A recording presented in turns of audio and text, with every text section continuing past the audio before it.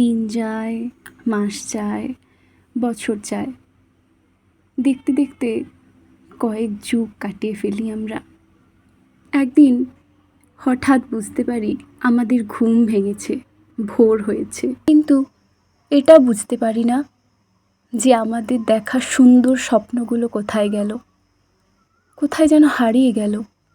হাতড়ে বেড়াই আমরা, কিন্তু না, পাই না আমরা সেই ঘুমের মধ্যে দেখা সুন্দর স্বপ্নগুলো বাস্তবের মাটিতে আমাদের চারিপাশে ঘিরে থাকতে, আমাদের চিরসঙ্গী হতে দেখতে পারি না।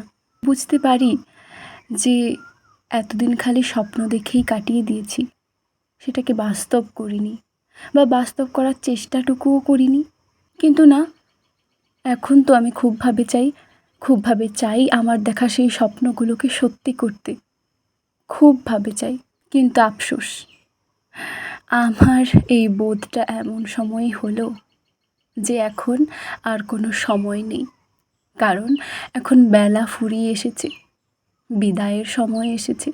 তাই এই বিদায় লগ্নে স্বপ্ন সত্যি করা তো দূরে থাক, সে স্বপ্নটুকু দেখার শক্তিও আমার মধ্যে নেই।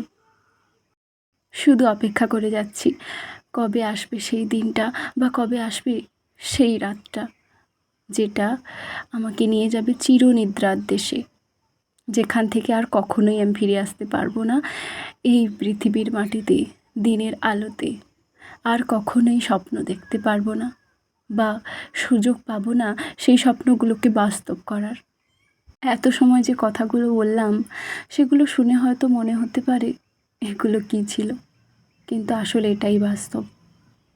আমরা খালি স্বপ্ন দেখে যাই, কিন্তু সে স্বপ্ন পূরণের কোনো চেষ্টাটুকু আমরা করি না।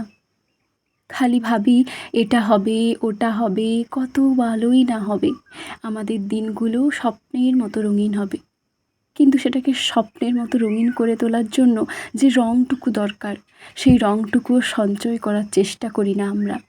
খালি স্বপ্নই দেখে যাই, মায়াজাল বুনে যাই। হ্যাঁ, মানুষের স্বভাব স্বপ্ন দেখা, সে তো স্বপ্ন দেখবেই, দু চোখে অনেক রঙিন স্বপ্ন। স্বপ্ন দেখতে তো পারে সবাই, কিন্তু পূরণ করে কতজন? সেই যে সাহসটুকু, সেই যে উদ্যমটুকু, সেটা সবার মধ্যে থাকে না। আর যাদের মধ্যে থাকে তারাই পায় অমূল্য রতন। কথায় আছে না, যেখানে দেখিবে ছাই, উড়াইয়া দেখো তাই, পাইলেও পাইতে পারো অমূল্য রতন।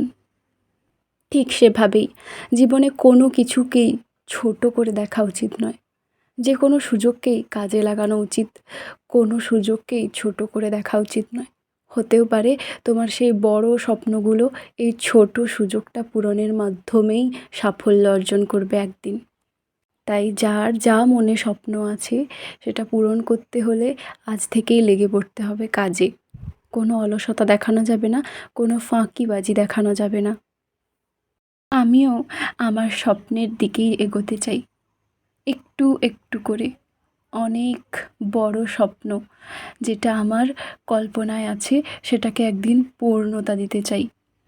হতেই পারে তুমি কোনো জিনিস প্রথমবারের জন্য করছো, সেটা হয়তো ততটা ভালো হয়নি, কিন্তু চেষ্টা করে যাও, একদিন ভালো হবেই।